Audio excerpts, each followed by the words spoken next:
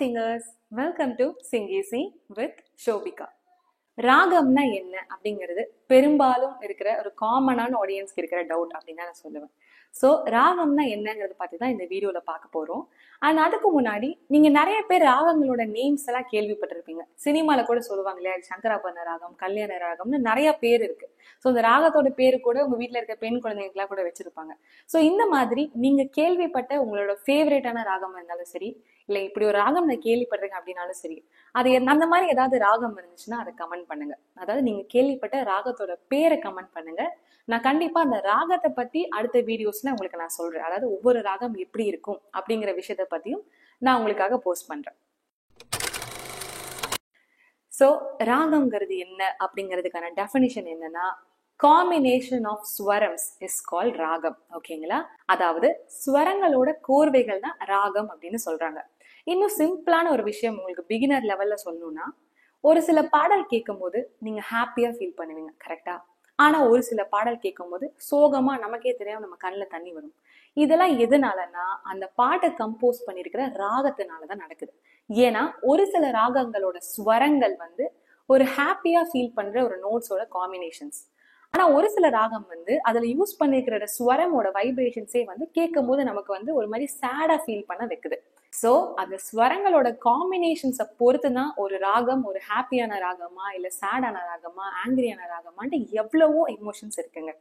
Okay, இப்போ இன்னும் சிம்பிளா உங்களுக்கு எக்ஸ்பிளைன் பண்ணணும்னா, ஃபர்ஸ்ட் திங் நீங்க புரிஞ்சுக்க வேண்டியது என்னன்னா, காம்பினேஷன்ஸ் ஆஃப் ஸ்வரம் தான் ராகம். இப்போ உடனே உங்களுக்கு ஒரு டவுட் வரலாம், அப்போ ஸ்வரம்ங்கிறது எப்படி இருக்கும், ஸ்வரம்னா என்ன அப்படின்னு கேட்டீங்கன்னா, சரி கமா பதனி அப்படிங்கிறது 7 ஸ்வரங்கள், உங்க எல்லாருக்கும் தெரிஞ்ச விஷயம்.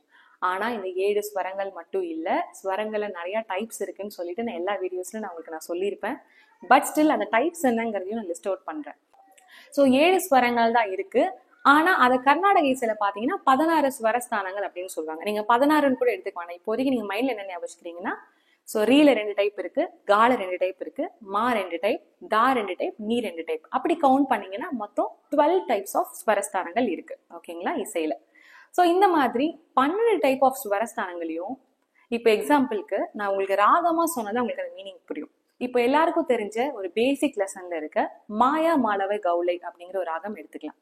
ஸோ இந்த மாயா மாளவ கௌளை அப்படிங்கிற ராகத்தோட ஆரோகணம் அவரோகணம் எப்படி இருக்கும் அப்படிங்கறத நான் சொல்றேன். இப்போ இன்னொரு டவுட் வரலாம், ஆரோகணம் அவரோகணம்னா என்ன? இந்த பேரு நிறைய நீங்க கேள்விப்பட்டிருப்பீங்க, இந்த நேம்ஸ் காமன் பீப்புளா இருந்தீங்கன்னா. ஆரோகணம் அவரோகணம்ங்கிறது என்னன்னா, ஒரு ராகத்தோட ப்ளூ பிரிண்ட் அப்படின்னு நீங்க எடுத்துக்கலாம். அதாவது சரிகமா பதனிசா சாணிதப்பா மகரிசா, கீழே இருந்து மேல போச்சுன்னா அதுக்கு பேர் ஆரோகணம், மேல இருந்து கீழே வர ஆர்டருக்கு பேர் அவரோகணம். இதுதான் சிம்பிளான ஐடென்டிபிகேஷன். இப்போ மாயா மாளவ கௌளை எப்படி இருக்கும்னா, சரி கமா பதனிசா, இதுதான் வந்து ஆரோகணம். ஏன்னா அந்த சவுண்ட் எப்படி இருந்தது, கொஞ்சம் கொஞ்சம் கொஞ்சம் கொஞ்சமா ஒரு படிக்கட்டு மேல ஏறுற மாதிரி இருந்துச்சா. ஸோ திஸ் இஸ் கால் ஆரோகணம். இப்போ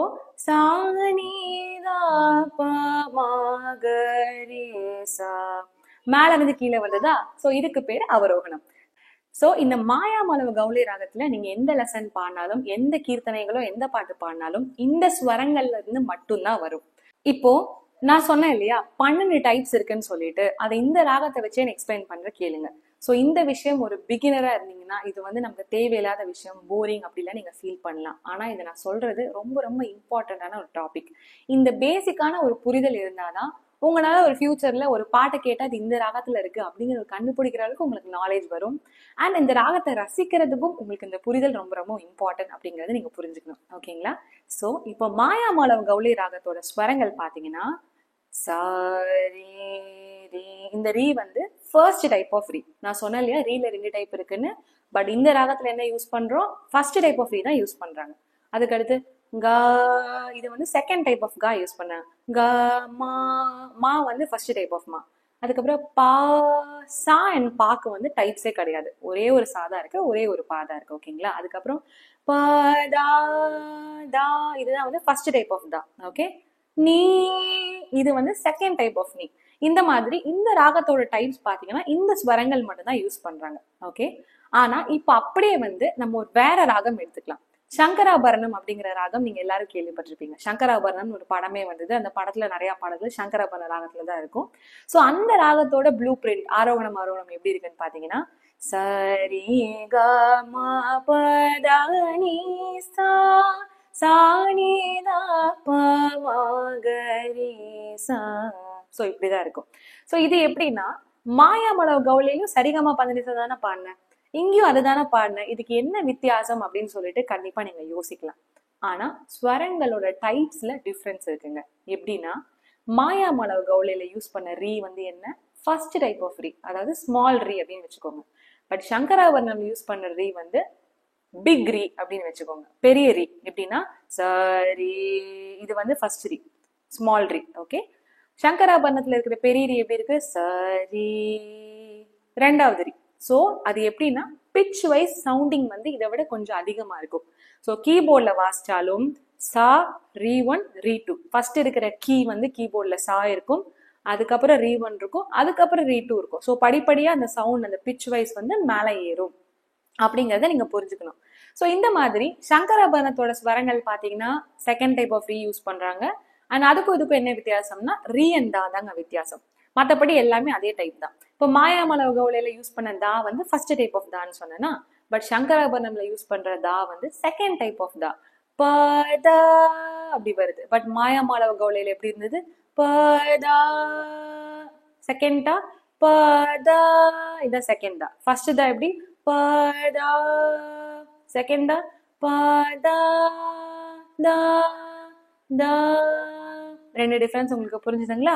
ஸோ இதனாலதான் ஒரு ராகம் கேட்கும் போது இந்த ஃபர்ஸ்ட் டைப் ஆஃப் ஸ்வரங்கள் யூஸ் பண்ற ராகம், அதாவது கீபோர்ட்ல கருப்பு கீ யூஸ் பண்ணி பிளே பண்ற ராகம் எல்லாமே ஒரு மாதிரி சேடான ஒரு ஃபீலிங் கொடுக்குதுங்க. ஸோ நீங்க ஒரு கீபோர்ட் வெஸ்டர்ன் கிளாஸ் போனாலும் எப்படி உங்க டீச்சர்ஸ் சொல்லுவாங்கன்னா white keys are happy keys, black keys are sad keys அப்படின்னு சொல்லுவாங்க. ஏன்னா அந்த சவுண்டே வந்து சரி க மா அப்படின்னு ஹாப்பியான ஒரு ஃபீலிங்கான ஒரு சவுண்டா இருக்கும், பிரைட்டா இருக்கும். ஆனா சரி க மா அப்படின்னா ரே க அப்படிங்கிற சவுண்டிங் வந்து ஒரு சேடான ஒரு டல்லான ஒரு சவுண்டை கொடுக்குது. இந்த ராகங்கள்ல பாத்தீங்கன்னா நிறைய வகைகள் இருக்குங்க. ஸோ மெயினான ராகம்னா 72 டைப்ஸ் ஆஃப் ராகம் தான் நம்ம கர்நாடக இசையில மெயினான ராகம்ஸ் அப்படின்னு சொல்றாங்க. 72 மேலகர்த்தா ராகங்கள் அப்படின்னு அதுக்கு பேர் சொல்லுவாங்க. பட் இந்த 72 ராகத்துல இருந்து நம்மளால கவுண்டே பண்ண முடியாத அளவுக்கு ராகங்கள் உருவாயிட்டு இருக்கு அப்படிங்கறது நீங்க புரிஞ்சுக்கணும். ஸோ இத்தனை டைப் ஆஃப் ராகம்ங்கிறது கவுண்டே கிடையாது. ஆனா பாப்புலரா யூஸ் பண்ற ராகங்கள்ல 35,000 ராகங்கள் அந்த மாதிரிலாம் சொல்றாங்க. ஓகேங்களா?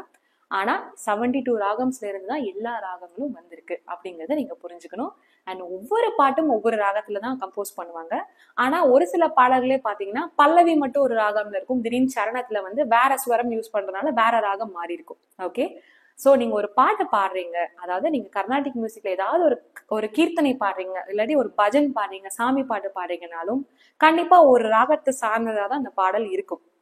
நீங்க சப்போஸ் வந்து பத நீசா அப்படி படமா பத நீசா தாவை மட்டும் கொஞ்சம் கீழே லைட்டா பாடினாலும் அது வேற ராகத்துக்கு போயிடும் அப்படிங்கிறது நீங்க புரிஞ்சுக்க வேண்டிய விஷயம். இப்போ தா ஹையா பாடினாலும் சங்கராபரணம் வந்தது, தாவை மட்டும் கொஞ்சம் கம்மியா அந்த பிச்சு கம்மியா பாடினீங்கன்னா தா ஒன்க்கு போயிடும், அது மாயாமாலோகலை ராகத்துக்கு போயிடும். ஸோ நீங்க இப்படி நீங்க பாடும்போது என்ன ஆகும்னா, ஒரு நல்ல ஒரு பாட்டு தெரிஞ்ச ஒரு ஆடியன்ஸ் கேட்கறாங்கன்னா இதுல தா நீ குறைச்சு பாடினால ராகம் மாறிடுச்சு அப்படின்னு கண்டிப்பா அவங்களால ஃபைண்ட் அவுட் பண்ண முடியும். ஸோ நீங்க பாடுறதுமே ரொம்ப ரொம்ப முக்கியம். இந்த மாதிரி நீங்க ஒரு ராகம் கத்துக்கிட்டு ஒரு பாட்டு பாடுறீங்கன்னா அந்த பாட்டுல வர ஏதாவது ஒரு வார்த்தையை நீங்க வந்து அந்த ஸ்ருதியை விட்டு கொஞ்சம் கீழேயோ அந்த வேர்டை வந்து அந்த இருக்க வேண்டிய இடத்துல இருந்து கொஞ்சம் கீழே பாடினீங்கன்னா வேற ராகத்துக்கு மாறி போறதுக்கான ஒரு சேலஞ்சிங்கான விஷயமும் இருக்கு. ஸோ நீங்க ஒரு பாட்டை கத்துக்கிட்டு பாடுறீங்கன்னா இவ்வளோ டீட்டெயிலான ஒரு விஷயம் இருக்கு அப்படிங்கறத நீங்க புரிஞ்சுக்கணும். ஸோ ராகங்கள் அப்படிங்கிறது ஒரு தனி உலகம் அப்படின்னே சொல்லலாம். இந்த ராகத்தோட உலகத்தோட பயணிச்சீங்கன்னா கண்டிப்பா ரொம்ப ஒரு டிஃப்ரெண்டான ஒரு ஃபீலிங்கா இருக்கும். நிறைய ராகங்கள் நீங்களே வந்து கூகுள் பண்ணி கேட்டு பாருங்க. உங்களுக்கு தெரிஞ்ச ஒரு ராகத்தோட பேரை வச்சு, இப்போ மோகன ராகம் அப்படின்னு ராகம் இருக்குன்னா மோகன ராகத்துல என்னென்ன சினிமா பாட்டு இருக்கு அப்படின்னு பாத்தீங்கன்னா நின்னுக்கோரே வரணம் வரணம், இந்த பாட்டு மோகன ராகத்துலதான் இருக்கு. ஏன்னா சரி க பத சா சாதா பகரி சா, இந்த 5 ஸ்வரம் மட்டும்தான் அந்த பாட்டுல வருங்க. ஏன்னா மோகன ராகத்துல மா வராது, நீ வராது.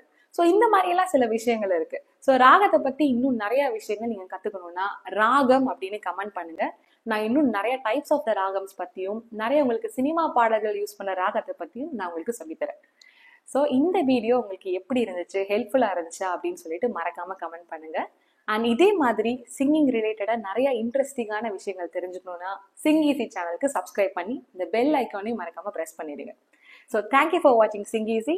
Subscribe to sing easy and make your singing easy.